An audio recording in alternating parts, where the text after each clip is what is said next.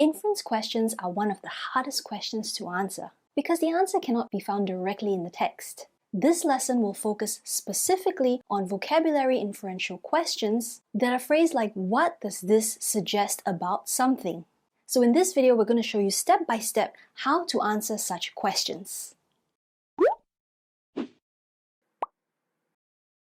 Hi everyone, I'm teacher Cheryl. Welcome back to Chur's English Tuition. In this channel, we bring you mini lessons for secondary school English. If you want to stay on top of your English game, don't forget to hit that subscribe button and turn on your notifications so you never miss out on any of our lessons. Let's first look at what we'll cover in today's lesson. So the first thing we're going to cover is what are inference questions. We'll do a quick review on how to answer inference questions, and then we'll zoom in on what vocabulary inference questions are. I will also look at a specific example from a past year O-level exam question.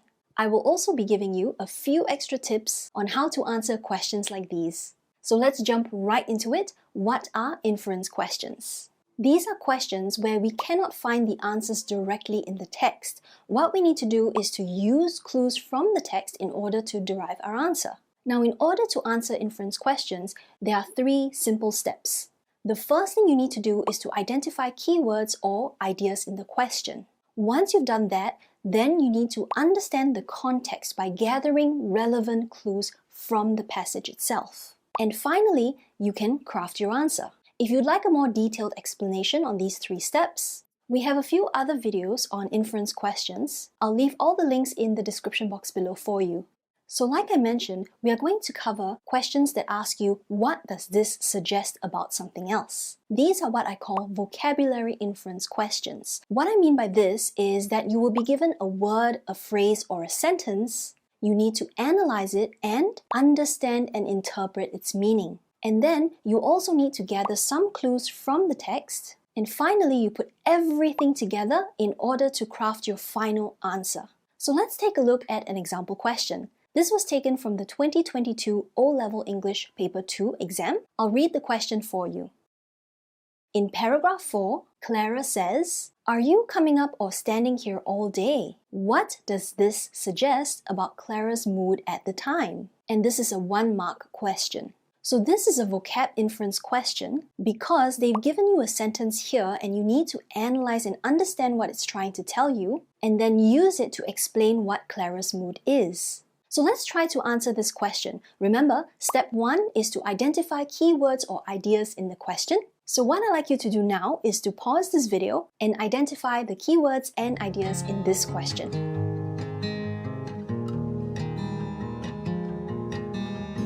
If you have already done that, let's continue. So the first keywords I have identified is paragraph 4 because this tells us where to get the quotation from. The next keyword is Clara because I need to know who is speaking. And of course, what Clara said. Are you coming up or standing there all day? And then I'm going to highlight what does this suggest because this is our question type. As I mentioned before, this is a vocabulary inferential question. And I'm also going to highlight Clara's mood because my answer needs to focus on her mood. Let's go on to step 2, which is to understand the context and also gather some relevant clues from the text. What we need to do here is to basically read the text again, the parts before as well as after the given quote. And we can ask ourselves some questions as well. For example, what was Clara doing? We should also ask ourselves what Clara is trying to say. What does she actually mean by coming up or standing there? We can also think about who she is talking to, and of course, any other relevant details that can help us to craft a more accurate answer. If you find our lessons helpful, don't forget to like this video and help your friends by sharing it with them as well. We also provide online English tuition classes for secondary school students. You can share one biggest takeaway from today's session. To identify the question type, to know which keyword to look for. The thing that I learned the most, which is also the hardest part for me, is to rephrase my answers. I think that's difficult and I think I learned a lot from you. If you want any further help, please contact us through our website or on WhatsApp. All of these details will be in the description box below. So what I'm going to do is to show you 3 paragraphs of the text. I will read out the entire 3 passages for those of you who prefer to listen and read at the same time. For those of you who prefer to read it on your own, for the next few slides, feel free to pause the video and read through it on your own. The text below describes a visit by Lucy and her sister Clara to their aunt's house on the island of Guernsey. Paragraph 3. Entering the house, a strong smell of damp and dust penetrated Lucy's senses, and it took a moment or two to adjust to the smell of the old property. Inside, the blinds and shutters were closed, but a ray of early evening sunshine came through the doorway onto a circular wooden table in the middle of the hall. It fell on an oversized empty glass vase and cast rainbow droplets of sunlight on the walls, creating a bewitching effect. It was the only ornament in the entrance hall. Glancing into the two rooms that led off either side of the hall, Lucy saw the contents were equally sparse. Where was all the stuff? Why no plethora of ornaments out on the sideboard? Why no bundles of family photographs on top of the mini grand piano at the far end of the sitting room? Paragraph 4. Clara called down from the stairs she'd begun climbing. "Are you coming up or standing there all day?" Lucy followed her sister to the first floor. "Why are we going up here?" Clara's hand went directly to the light switch at the top of the stairs and flicked it on. The first floor corridor lit up in a yellow haze from an old-fashioned light bulb in a rather tatty shade. There were at least 6 doors, all closed, and Clara purposefully turned right and opened the door of one of 2 rooms facing the front of the house. Paragraph 5. Lucy stepped into the dark room as Clara was switching on a table lamp. Lucy opened the wardrobe doors and crouched down to look at the assortment of different coloured shoeboxes piled on top of each other.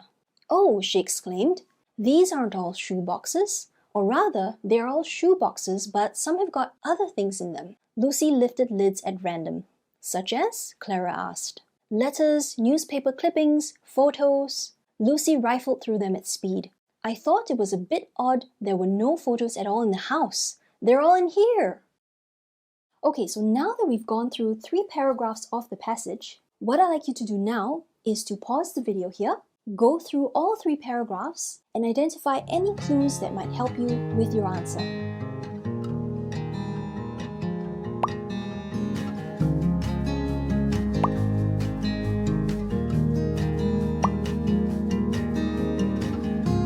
If you have already done that, let's continue.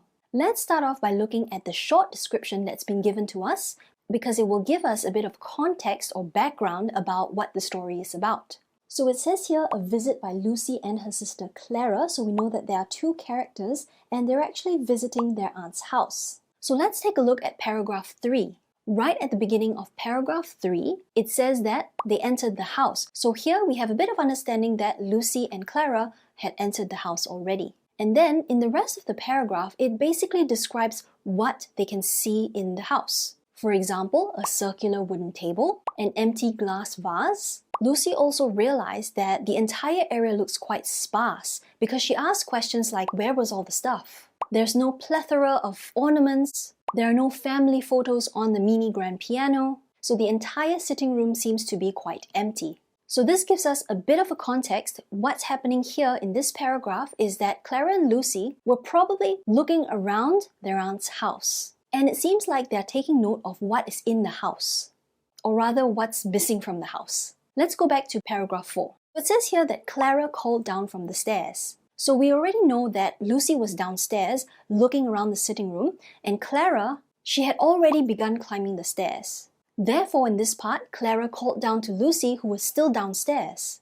And Clara was, of course, halfway up the stairs already. And then Clara asked, "Are you coming up or standing there?" So she's in a way giving Lucy 2 options, to continue being downstairs or to follow Clara upstairs. And interestingly, Clara also used the words all day. So it's, of course, a little bit of an exaggeration because we know that Lucy's not going to be standing downstairs in the house the entire day. Therefore, we kind of need to interpret what Clara is trying to say here. So after Clara asked this question, then Lucy followed her up the stairs as well. And the word purposefully tells us that Clara knows exactly what she's doing. She's going directly to a specific room. Let's look at paragraph 5 now. It says that Lucy stepped into the room, and Clara was already inside the room switching on a table lamp. Now there are some other clues here, such as Lucy opened the wardrobe doors, looked at the assortment of different coloured shoeboxes, have got other things in them. letters, newspaper clippings, photos? Lucy rifled through them. So for all these clues that I've highlighted, it basically tells us that Lucy and Clara were actually looking through the entire room, most likely looking through all the things that their aunt had in her room. Okay, so now that we've identified the key ideas, the questions, as well as all the clues from the different paragraphs, we are going on to step 3, which is to craft our answer. So before I give you my answer, what I'd like you to do now is to share your answer with us in the comment box below. Once you've done that, please continue with this video for my suggested answer. I'm going to first summarize everything that we've already consolidated. We know that Clara and Lucy were looking around their aunt's house. Clara started climbing the stairs and then she realized that Lucy was still downstairs. So she stopped to wait for Lucy and she called down the stairs to Lucy as well. The words she used are coming up or standing there and all day. And finally, Lucy followed Clara and they went into a room together and they were looking through their aunt's things. So going back to what Clara said, because we know that Clara was actually waiting for Lucy, she probably wanted Lucy to go with her together upstairs to this particular room. That's why she was standing halfway up the stairs waiting for her. And remember, she also exaggerated language a bit using the words all day. So from all this, I can actually gather that Clara was in an impatient mood. Alright, some extra tips for you. For these questions, when they ask you, what does this suggest about? Remember that you need to understand the given word, phrase, or sentence in the context of the passage. Because sometimes certain words, when we lift them out of context and put them in a different situation, they could have different meanings as well. So that's also why we always need to refer back to the passage to make sure that we fully understand what the writer is trying to tell us. Like I mentioned before, don't forget to look for clues before and after the given quote as well. This could sometimes be one sentence or it could even be an entire paragraph like what we did in today's practice. Okay, so this is what we have covered in today's lesson. What are inference questions? We did a review on how to answer inference questions. We also covered very briefly what vocab inferential questions are. And we also looked at a specific example from a past year O-level English exam. That's all for today's lesson. If you found this video useful, don't forget to like and subscribe. Most importantly, please leave a comment below if you have any questions about this lesson. And feel free to send us your video requests as well. See you in the next one. Bye!